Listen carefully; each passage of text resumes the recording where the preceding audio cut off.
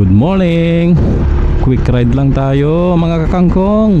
Tingin lang natin itong bago nating motovlogging setup. Yung camera 360 natin, nilagay na natin dito sa helmet natin. Bumili lang ako ng chin mount. At the same time, bumili tayo ng mumurahing mic. Kasi pag walang mic, masyadong windy yung sounds ng nasasagap ng Insta360. Kaya bumili tayo ng mic na may noise reduction. Mura lang naman yung nabili ko, mga nasa 300 pesos lang yung mic. Hindi siya wireless, i-connect po talaga siya sa camera. So ito ang audio niya sa 40 kilometers per hour na takbo ni Easy Ride ni ADV 160. Magdadagdag tayo hanggang 50 kilometers. Ito yung 50 kilometers na audio. Nandito tayo ngayon sa National Highway ng Cauayan City, Isabela. Magdagdag tayo ng speed. Tignan natin kung hanggang saan ang clarity ng mic na to. We are running 64 kilometers per hour. Let's try to get 70 kilometers per hour. We are now running at 70 kilometers per hour. Ito ang audio ng 70 kilometers per hour. Hindi tayo pwedeng magpabilis pa. Gusto sana natin itry yung 100 kilometers per hour na audio para matest talaga natin ang effectiveness ng binili nating mic. So far maganda naman yung chin mount. Sturdy naman siya. Hindi naman siya basta-basta natatanggal. At saka meron siyang security na tali, security tie na tinatawag nila. Nakakonect yung tali sa camera, at the same time yung helmet, at the same time nakakonect siya sa may helmet dito sa strap, just in case na matanggal yung camera, hindi siya basta-basta malalaglag, masasalo siya ng tali. Isa kasi itong chin mount sa setup ng mga motovlogging. Ngayon, usual, ilalagay ko lang siya sa handlebar ko yung camera ko.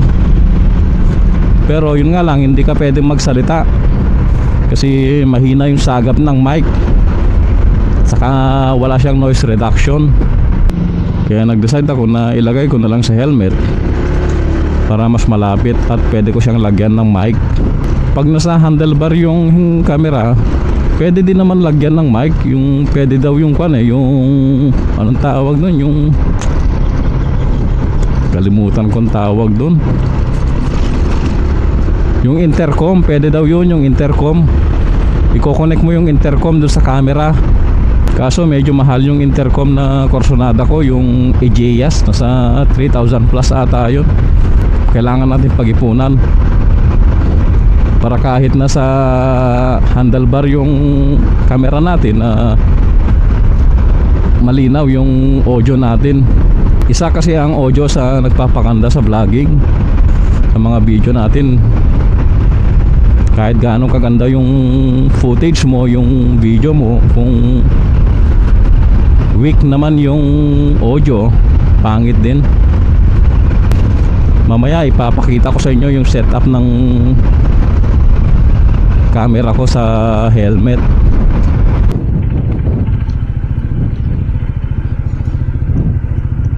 So mga kakangkong, ipapakita ko nga lang para sa inyo yung bagong setup ng aking helmet.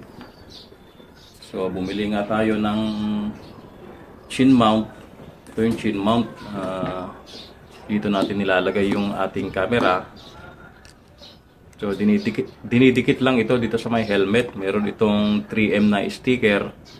Didikit mo lang dyan, tapos antayin mo lang ng mga 24 hours, magiging padikit na siya, sturdy na siya. Ang kagandahan nitong chin mount na to, adjustable siya. Pwede mo siyang itaas, pwede mo siyang ibaba, depende sa preference mo. Bumili na rin tayo ng mic. Ito yung mic natin. Binuhol ko lang siya sa ilalim, tapos saka ko siya nilagay dito sa may dito sa may bandang tenga ng helmet natin. Inayos ko lang siya sa loob, saka ko binalik yung paddings niya. Tapos, ito yung mic niya. Nandito yung mic. Itong mic, in-order ko lang ito sa Shopee. Kasama nung chin mount. So, ito yung mic niya. Ito yung mic. Ito yung mic. Inipit ko lang dito. Para hindi siya gagalaw-galaw. Mura lang itong mic na to. Nasa 300 plus lang ata. Pati ito namang chin mount. Nasa 400 plus ata. Kasama na yung shipping niya. Ito nga yung camera natin, yung Insta360 natin. Bumili ako ng quick release na ang brand is Telesin para hindi na tayo mahirapan na magtanggal-tanggal ng ganito. Yung screw niya para sa pagmamount. Kaya mas maganda meron tayong ganito. Safe naman nito kasi magnetic naman siya at saka maganda yung lock, yung locking mechanism niya. Quick release lang to. Ang ginagawa ko lang dyan, nalagay ko lang dyan, papatong ko, and then iti-twist ko ng ganyan. O, so, ganyan ang forma natin pag ginagamit na natin yung ating camera. Ito yung bagong setup ko sa motovlogging natin ngayon. Tapos, ikakabit ko na lang yung mic dito sa may camera. Yan lang yan, ilalagay ko lang yan dyan. Yan, ganyan. Ganyan, ganyan lang ang forma niya, simple lang. Pag ilalagay nyo itong chin mount, just make sure na hindi tatama yung helmet pag ino-open at kino-close natin. Ganyan lang siya. Pwede mo naman siya i-adjust. Pwede mo naman i-adjust to, adjustable naman kasi to. Ganyan ang forma ng, ganito ang bagong forma ng ating helmet. Motovlogging helmet. So dun nga sa pinakita ko sa inyong video, mas maganda talaga na may